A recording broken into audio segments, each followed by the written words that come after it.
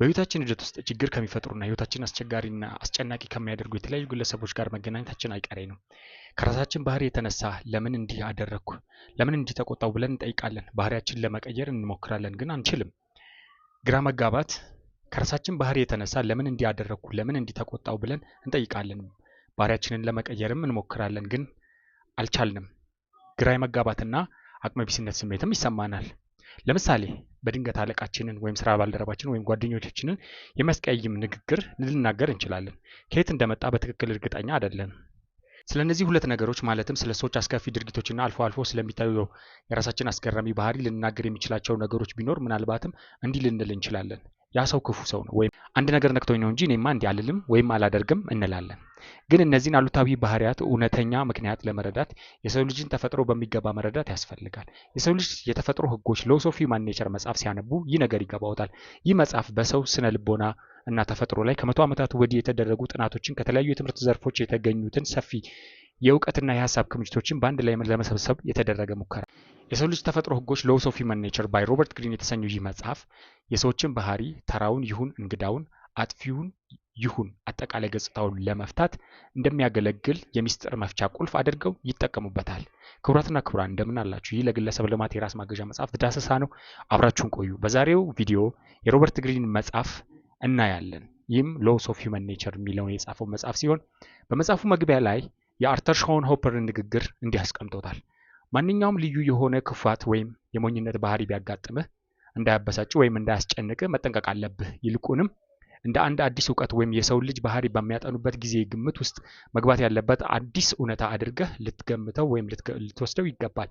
ለነገሩ ያለ አመለካከት እንደ ማዕድን ተመራማሪ በጣም ልዩ የሆነ ማዕድን ናሙና ሲያገኝ እንደሚያደርገው አይነት የማወቅ ጉጉት መሆን አለበት ይላል በትምህርት ጥቅስ ሲዘጋው። ደራሲው ቀጥሎም እንዲህ ይላል በመጽሐፉ መግቢያው ክፍል ላይ በህይወታችን ሂደት ውስጥ ችግር ከሚፈጥሩና ህይወታችንን አስቸጋሪና አስጨናቂ ከሚያደርጉ የተለያዩ ግለሰቦች ጋር መገናኘታችን አይቀሬ ነው። እነዚህ ግለሰቦች መካከል አንዳንዶቹ መሪዎቻችን፣ አለቆቻችን ሊሆኑ ይችላሉ። አንዳንዶቹ የስራ ባልደረቦቻችን ሊሆኑ ይችላሉ። አንዳንዶቹ ደግሞ ጓደኞቻችን ናቸው። እነሱም ጠበኛ ወይም ደግሞ አግሬሲቭ የምንለው አይነት ወይም ደግሞ ፓሲቭ አግሬሲቭ አይነት ሰዎችም ሊሆኑ ይችላሉ። ነገር ግን በአጠቃላይ በስሜታችን መጫወት ወይም በስሜታችን እንዴት አድርገው መጫወት እንደሚችሉም ያውቃሉ። ከነዚህ ብዙውን ጊዜ ማራኪና አዲስ በራስ መተማመን ያላቸው ሰዎች ሀሳባቸውን መግለጽ የሚችሉና በእነሱ ሁኔታ በእነሱ ሀሳብ እንድንጓጓ ከእነሱ ጋር እንድንከተላቸው በማድረግ እኛን ሊማርኩ ይችላሉ። እነሱ ግን በራስ መተማመናቸው ምክንያታዊነት የጎደለውና ሀሳባቸውም በሚገባ ያልታሰበ እንደሆነ የምናገኘው ግን እጅግ ከረፈደ በኋላ እና ብዙ ነገር ርቀት አብረን ከተከተልናቸው በኋላ ነው። በስራ ባልደረቦቻችን መካከል ደግሞ በስውር ቅናት የተነሳ ስራችንን ወይም የስራ እድገታችንን የሚያበላሹ እኛን ለማዋረድ ወይም የሚጎዱ ሰዎች ሊኖሩም ይችላሉ። ወይም ደግሞ ለእኛ በሚያሳዝን ሁኔታ የራሳቸውን ጥቅም ብቻ የሚያሳድዱና እኛን እንደ መርገጫ ድንጋይ ወይም እንደ ደረጃ በመጠቀም እኛን የሚጎዱ የስራ ባልደረቦቻችንም ሊኖሩ ይችላሉ። እነዚህ ሁኔታዎች ውስጥ የሚከሰቱ ነገሮች ቢኖሩ እንዲህ ያለውን ባህሪ ስለማንጠብቅ ወይም ከነሱ ውስጥ በማንጠብቅበት ደረጃ ሲያጋጥመን እጅግ በጣም ያስገርመናል ወይም ያሳዝነናል። ብዙውን ጊዜ እነዚህ አይነት ሰዎች ድርጊታቸውን ለማስረዳት በተባበረ ወይም ደግሞ በተቀነባበረ ታሪካቸውን ሊያስረዱና ራሳቸውን ጀስቲፋይ ለማድረግ ይሞክራሉ ወይም ሌሎችን ሊወነጅሉ ይሞክራሉ። እንዴት ግራ መጋባት ሰው እንደሚችሉና ወደሚቆጣጠሩበት ድራማ እነሱ ወደፈጠሩት ድራማ እንዴት አድርገው ሰውን ማስገባት እንደሚችሉም ያውቃሉ። ድራማውን ሳንቀበላቸው ስንቀር ወይም ደግሞ ድራማውን ስንነቃባቸው ልንቆጣ እንችላለን፣ ልንከራከራቸው እንችላለን። ነገር ግን በመጨረሻም ያሸንፉናል፣ አቅመቢስ እንሆናለን። ከዛ በኋላ ኦልሬዲ ብዙ ጉዳት ይደርስብናል ማለት ነው።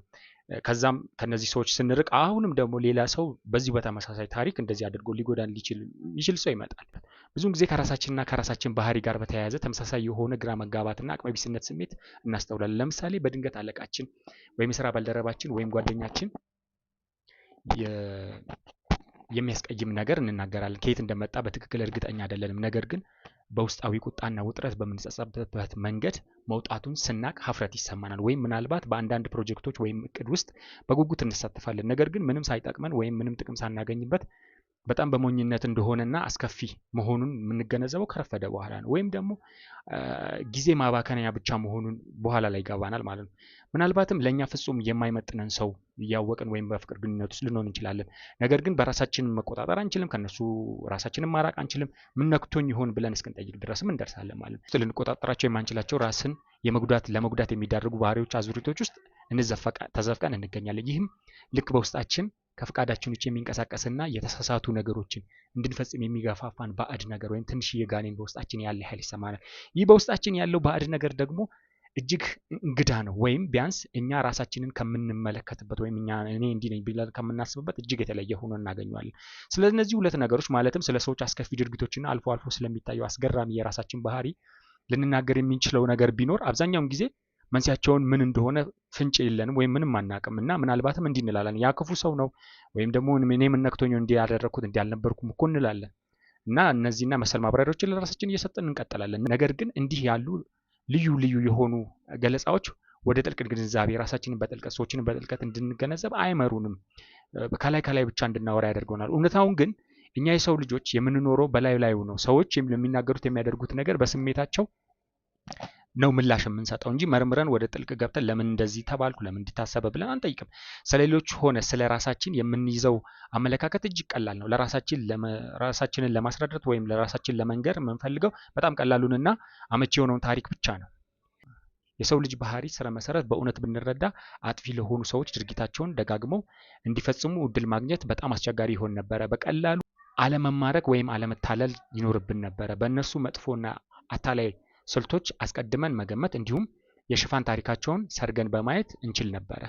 እነሱ ቁጥጥር በእኛ ትኩረት ላይ የተመሰረተ መሆኑን አስቀድመን በማወቅ ወደ ድራማዎቻቸው እንዳይጎትቱን አንፈቅድላቸውም ነበር። በመጨረሻም የሰዎችን ማንነት በጥልቅ የመመርመር ብቃታችን በመጠቀም ያላቸውን ኃይል እናሳጣቸዋለን ማለት። ተመሳሳይ ሁኔታ ወደ ራሳችን ብንመለከት ይበልጥ የሚያስጨንቁን ስሜቶቻችን ምንጭ ምን እንደሆነ እና ለምን በፍላጎቶቻችን በተቃረነ መልኩ በባህሪያችን የሚዘውሩን ማየት ብንችልስ፣ ለምን ሌሎች ያላቸውን ነገር ለመመኘት እንደምንገደድ ወይም በአንድ ቡድን ጋር ከመጠን በላይ ማንነታችንን ማቆራኘትና የውጭ ያሉትን ለምን እንደምንንቅ መረዳት ብንችልስ፣ ስለ ማንነታችን እንድንዋሽ ወይም ሳናውቀው ሰዎች ከኛ እንዲገፉ የሚያደርገን ምን እንደሆነ ማወቅ ብንችልስ፣ ያንን በውስጣችን ያለውን ባዕድ ነገር በግልጽ መረዳት መቻላችን እሱ ባዕድ ሳይሆን የራሳችን አካል መሆኑን እንድንገነዘብ ይረዳናል። እንዲሁም እኛ በራሳችን ከምንገምተው በላይ ምስጢራዊ፣ ውስብስብና ሳቢ ፍጥረት መሆናችንን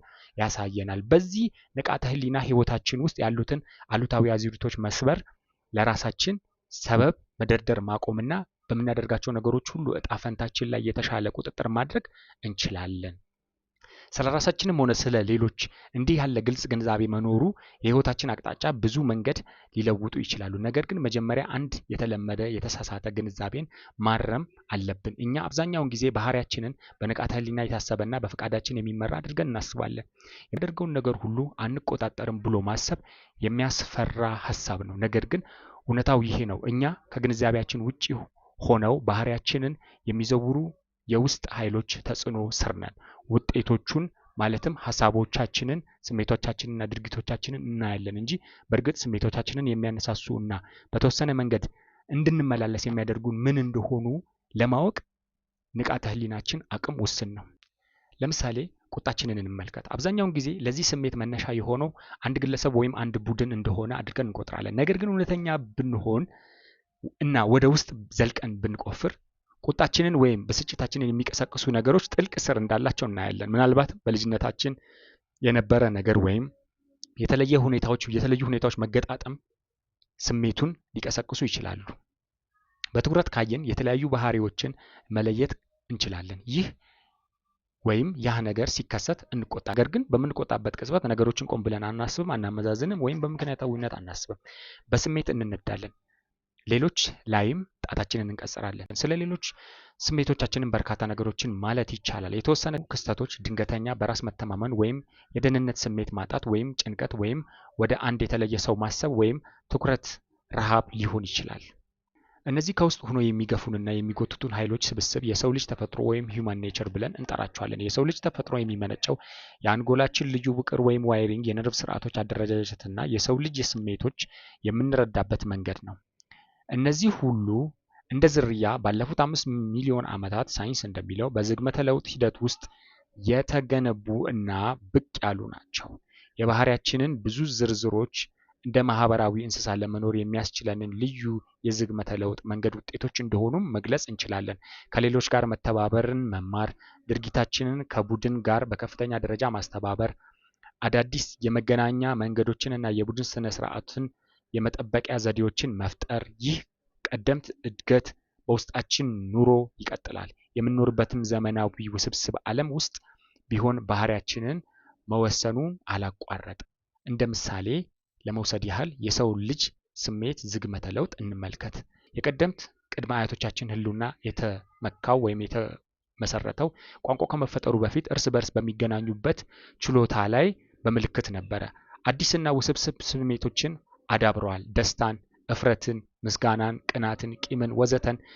እነዚህን የስሜት ምልክቶች በፊት ገጻቸው ላይ ወዲያውኑ ሊነበቡ ይችላሉ። ይህም ስሜታቸውን በፍጥነትና በውጤታማ መንገድ ያስተላልፋሉ። ቡድኑን በይበልጥ ለማጠናከር እንደ አንድ ሆነው ደስታን ወይም ሀዘንን እንዲሰማቸው ወይም አደጋ ሲያጋጥም እንደ አንድ ሆነው ለመቆየት እንዲችሉ የሌሎችን ስሜት በቀላሉ መጋራት ችሎታቸውንም እጅግ የጨመረ ነው። እስከዛሬ ድረስም እኛ የሰው ልጆች በዙሪያችን ባሉ ሰዎች ስሜት እና ሙድ በቀላሉ የመነካካት ባህሪ አለን። ይህ ደግሞ በእኛ በኩል ሁሉንም አይነት ባህሪያት እንድናደርግ ያስገድደናል። ሳናውቅ ሌሎችን መኮረጅ፣ እነሱ ያላቸውን መመኘት፣ በቫይረስ መልክ በሚዛመት የቁጣ ወይም የንዴት ስሜት መጠረግ። እኛ በራሳችን ፈቃድ እየሰራን እንደሆነ እናስባለን። ነገር ግን በቡድን አካል ስንሆን የሌሎች ስሜቶች ምን ያህል በጥልቅ የምናደርገውንና የምንሰጠውን ምላሽ እንደሚነኩ ሳናውቅ እንቀራለን። ካለፉት ጥልቅ ታሪካችን ብቅ እያሉ እና ዕለት ተዕለት ባህሪያችንን በተመሳሳይ የሚቀርጹ ሌሎች ኃይሎችም መጠቆም እንችላለን። ለምሳሌ ራሳችንን ያለማቋረጥ የመመደብና ራሳችንን ዋጋ ሁኔታ ወይም ስታተስ የመለካት ፍላጎቶቻችን በአዳኞችና በሰብሳቢዎች ባህልና በቺምፓንዚዎችን መካከል ጭምር የሚታይ ባህሪ ነው። ሰዎችን ወደ ውስጠኞቹና ወደ ውጨኞቹ እንድንከፋፍል የሚያደርጉን የጎሳ ተፈጥሯዊ ስሜቶቻችንም እነዚሁ ናቸው። በእነዚህ ጥንታዊ ባህሪያት ላይ በጎሳ ዘንድ የማይወደድ ማንኛውም ባህሪ ለመደበቅ ጭንብል የመልበስ ፍላጎቶቻችን ጭምር ይታያል። ይህም እኛ በውስጣችን በድብቅ ጨለማ ፍላጎቶች ሁሉ የያዘ የጥላ ስብዕና ወይም ሻዶ ፐርሰናሊቲ እንዲፈጠር ያደርጋል። ቅድመ አያቶቻችን ይህንን ጥላ ስብዕና እና የአደገኛነቱን ተረድተውታል። ስለዚህ ምን ያደርጋሉ? እርኩስ መንፈስ ነው ወይም ክፉ መንፈስ ነው ብለውም እስከ መፈረጅ ደረጃ ድረስ ደርሷል ማለት ነው። እኛ ደግሞ ሌላ ነገር ለራሳችን ልነግር እንችላለን። ምን ሁኜ ነው? አንድ ነገር ሁኜ ይሆን እንዴ እያልን ለራሳችንም ልንናገር እንችላለን ማለት ነው። ይህ ጥንታዊ የውስጥ ስሜት ወይም ኃይል ወደ ንቃተ ህሊና ደረጃ ሲደርስ እኛ ምላሽ መስጠት አለብን። ምላሽ የምንሰጠውም በግለሰባዊ መንፈሳችን እና በሁኔታዎች ላይ ተመርኩዘን ነው። ብዙውን ጊዜ ሳንረዳው በላዩ በሆነ መንገድ እናስረዳለን። በትክክል ካየን ግን እነዚህ የሰው ልጅ ተፈጥሮ ኃይሎች ውስን ቁጥር ያላቸው ሲሆኑ ከላይ የተጠቀሱት ባህሪያትን ያካትታሉ። ጥቂቶቹን ለመጥቀስ ያህል ቅናት፣ ታላቅነትን መመኘት፣ ምክንያታዊነት የጎደለው ድርጊት፣ አርቆ አለማሰብ ወይም አርቆ ማሰብ አለመቻል፣ ተስማሚነት፣ ከመጣው ጋር መስማማት፣ ጠበኝነት እና ስውር ጠበኝነት አግሬሲቭ ወይም ፓሲቭ አግሬሲቭ የምንለው እነዚህ ኃይሎች እንደ መተሳሰብ ያሉትንም አዎንታዊ ባህሪዎችንም ሊያካትት ይችላል። ለሺህ ዓመታት የራሳችንን ተፈጥሯችንን በመረዳት ረገድ በጨለማ ውስጥ በመስማማት መቆየት እጣ ፈንታችን ሆኖ ቆይቷል። የጨለማ ፍላጎቶቻችንን በሁሉም አይነት ሰበቦችና ምክንያታዊ ማብራሪያዎች ሸፍነናል። ይህም አንዳንድ ሰዎች እጅግ በጣም የማያስደስት ባህሪያቸውን እንዲፈጽሙ ቀላል አድርጎላቸዋል። ነገር ግን በመጨረሻ ስለ ሰው ልጅ ተፈጥሮ ባከማቸነው የእውቀት ብዛት እኛ ማን እንደሆን እውነቱን ለመቀበል የነበረንን ተቃውሞ የምናሸንፍበት ደረጃ ላይ ደርሰናል። ባለፉት 100 ዓመታት የተከማቸው ሰፊ የስነ ልቦና ጽሑፎችን መጠቀም እንችላለን። ይህም ስንል ስለ ልጅነትና ስለ ቀደምት እድገታችን ተጽዕኖ የተደረጉ ዝርዝር ጥናቶችን ማየት እንችላለን።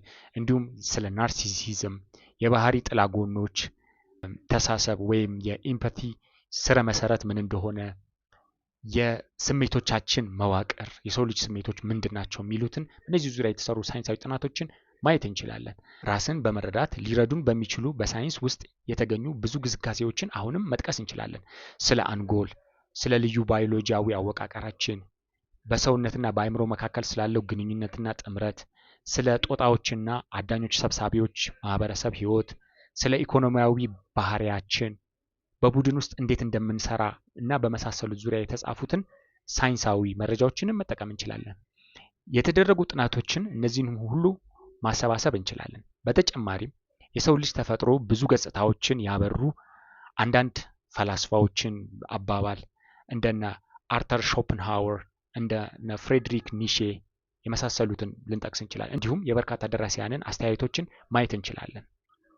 እነዚህ ደራሲያን ብዙ ጊዜ የማይታዩትን ባህሪያችንን ክፍሎች በመረዳት ረገድ እጅግ ከፍተኛ አስተዋዮች ናቸው። በመጨረሻም የሰውን ልጅ ተፈጥሮ በጥልቀት በተግባር የሚገልጡትን ፕራክቲካል የሆኑትን አሁን ላይ በስፋት የሚገኙትን በርካታ የህይወት ታሪኮች ባዮግራፊስ መጻሕፍትን ማካተት እንችላለን። ግሪን በዚህ ሎስ ኦፍ ሂውማን ኔቸር መጽሐፉ ከተለያዩ ትምህርት ዘርፎች የተገኙ እነዚህን ሰፊ እውቀትና ሀሳብ ክምችቶች በአንድ ላይ ለመሰብሰብ ሙከራ አድርጓል። በዚህ መጽሐፉ የግሪን ዓላማ የግሉን አመለካከት ወይም የሥነ ምግባር ፍርዶች ላይ ለመስጠት ሳይሆን በማስረጃዎች ላይ በተመሰረተ ትክክለኛና አስተማሪ የሆነ የሰው ልጅ ተፈጥሮ መመርመሪያ ማዘጋጀት ነው። ይህ መጽሐፍ ስለ ዝርያችን ያለውን እውነታ ያለምንም መሸሸግ የሚመረምር ሲሆን ይበልጥ በንቃት መንቀሳቀስ እንድንችልና ማንነታችን በዝርዝር እንድናቅ ያግዘናል። የሰው ልጅ የተፈጥሮ ህጎች ዘ ሎስ ኦፍ ሂውማን ኔቸር የተሰኘው ይህ መጽሐፍ የሰዎችን ባህሪ ተራውንም ይሁን እንግዳውን፣ አጥፊውን ይሁን አጠቃላይ ገጽታውን ለመፍታት የሚያገለግል የሚስጥር መፍቻ ቁልፍ አድርገው ይቁጠሩት።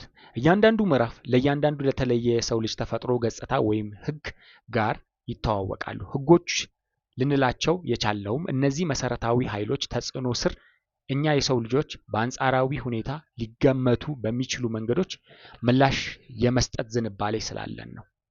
እያንዳንዱ ምዕራፍ ህጉን በአዎንታዊ ሆነ በአሉታዊ መልኩ የሚያሳዩ የታወቁ የግለሰቦችን ታሪክም የያዘ ሲሆን በዚህ ህግ ተጽዕኖ ስር ስንሆን ከራሳችን ሌሎች ጋር እንዴት መገናኘት እንዳለብን የሚያሳዩ ሀሳቦችን፣ ስልቶችን ያካትታል። እያንዳንዱ ምዕራፍ የሚጠናቀቀው ይህንን መሰረታዊ የሰው ልጅ ኃይል ወደ ይበልጥ አዎንታዊና ፍሬያማ ነገር እንዴት መለወጥ እንደሚቻል በሚያሳይ ክፍል ነው። በዚህም የሰው ልጅ ተፈጥሮ ህግ ተገዢ ባሮች ከመሆን ይልቅ በንቃት ለተሻለ ጥቅም የምንለወጥበትን እንድንሆን ምክር ሀሳብ ያቀርባል። ይህ እውቀት ወይም የሰው ልጆች ባህሪ ማጥናት ጥቂት ጊዜ ያለፈበት መስሎ ሊታይ ይችላል። አሁን እኮ እጅግ ዘመናዊ ቴክኖሎጂ የረቀቀ ነው፣ ተራማጅና ብዙ የተራመድነን፣ ከጥንታዊ ስረ መሰረታችን ርቀናል፣ ተፈጥሯችን እንደገና መጻፍ ወይም ማውራት አያስፈልግም ብለው የሚከራከሩ ሰዎች ይኖራሉ። ነገር ግን እውነታው ከዚህ ተቃራኒ ነው። እንደ አሁኑ ጊዜ በሰው ልጅ ተፈጥሮ እና በአጥፊ አቅሞች ተጽዕኖ ስር የወደቅንበት ጊዜ የለም። ይህንንም እውነታ ችላ በማለት ደግሞ በእሳት እየተጫወትን ነው ማለት ነው። ስሜቶቻችንን በቀላሉ የመጋራት ባህሪያት በማህበራዊ ሚዲያ አማካኝነት እንዴት እየተባባሰ እንደሄደ ይመልከቱ። ይህም በቫይረስ መልክ የሚዛመቱ ስሜቶች ያለማቋረጥ ይወሩናል። እጅግ አታላይ የሆኑ መሪዎችም እኛን ለመበዝበዝና ለመቆጣጠር ችሏል። ምንም አይነት መዘዝ ሳይኖርብን ወይም ምንም አይነት ቅጣት ሳይኖርብን የውስጣችንን ጨለማ ጎን ወይም ሻዶ ሳይድስ በቀላሉ በማንጸባረቅ የምንችልበት ምናባዊ ዓለም ወይም ቨርቹዋል ወርልድም አሁን አለ። ስለዚህ ውስጣችን አሁን በግልጽ የሚታየውን ጠበኝነት ልብ በሉ ወይም አስተውሉ። ራሳችንን ከሌሎች ጋር በማነጻጸር የመቅናትና በትርክት አማካኝነት ደረጃን የመፈለግ ዝንባሌዎችን ከብዙዎች ጋር በፍጥነት የመገናኘት አቅማችንን ሲጨምር እንዴት ይበልጥ እንደጎላ ያስተውሉ። ራሳችንን ከሌሎች ጋር ማነጻጸር የመቅናትና በትኩረት አማካኝነት ደረጃ የመፈለግ ዝንባሌዎችን ከብዙዎች ጋር በፍጥነት የመገናኘት አቅማችንን ሲጨምር እንዴት ይበልጥ እንደጎሉ ያስተውሉ። የጎሳ ዝንባሌዎች አሁን እነርሱ የሚንቀሳቀሱበት አመቺ መንገድ እንዴት እንዳገኙ ከኛ ጋር የምንለይበት ቡድን የማግኘት በምናባዊ አስተያየት ማስተጋቢያ ክፍል ወይም ኮሜንት መስጫ ላይ የጎሳ አመለካከታችንን ማጠናከር እንዲሁም የውጭ ሰዎችን የማጥላላት ብዙሃኑን የማስፈራራት ወይም ወደ ብዙሃኑ ማስፈራራት ብዙሃኑም ተመልሰው ወደ ማስፈራራት እንዲያመሩ በማድረግ ከባህሪያችን ጥንታዊ ጎን የሚመነጭ የግርግር አቅምም ጨምሯል። የሰው ተፈጥሮ ከማንኛውም ግለሰብ ከማንኛውም ተቋም ወይም ቴክኖሎጂ ፈጠራ የበለጠ ጠንካራ ነው። የምንፈጥረውም ነገር እንኳ የሰው ተፈጥሮ ራሱን እና ጥንታዊ መሰረቱን እንዲያንጸባርቅ አድርጎ ፈጠራዎችን ይፈጥራል። ልክ እንደ ቼዝ መጫወቻ ይጫወትብናል ማለት ነው የሰው ልጅ ተፈጥሮ። ህጎችን ችላ ማለት ራሱን አደጋ ላይ መጣል ነው። የሰውን ተፈጥሮ ለመቀበል ፈቃደኛ አለመሆን ማለት ራሱን ከቁጥጥር ውጪ ለማድረግ ለግራ መጋባትና ለአቅም ማጣት እና ለስሜታዊነት ራሱን አሳልፎ መስጠት ማለት ነው። የሰው ልጅ ተፈጥሮ ህጎች የተሰኘው መጽሐፍ ሁሉንም የሰው ልጅ ባህሪያት ገጽታዎች ውስጥ እንዲጠልቁና ለነዚህ ባህሪያት መሰረታዊ መንስኤ የሆኑትን ነገሮች እንዲረዱ ታስቦ የተዘጋጀ ነው። መጽሐፉ እንዲመራዎት ከፈቀዱ ሰዎች ላይ ያለዎትን አመለካከት ሙሉ በሙሉ ይለውጣሉ። እንዲሁም ራስዎን የሚያዩበትን መንገድ በከፍተኛ ሁኔታ ይለውጣሉ።